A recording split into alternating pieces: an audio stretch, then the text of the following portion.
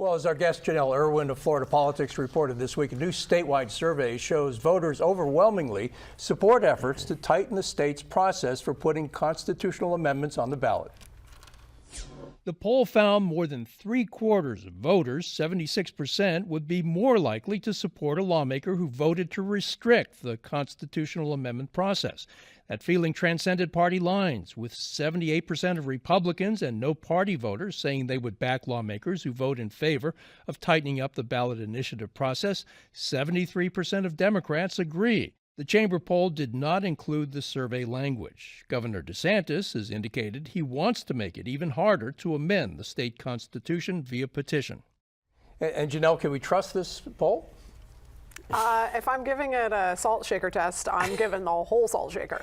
So the key line in that package there is that they didn't say what the survey language was. So we don't know how that question was asked. If it was asked in a way that was like, hey, do you think that wealthy corporations should be able to change Florida's constitution? Who in their right mind is going to say, unless you're a wealthy corporation, yes, of course, let's do that.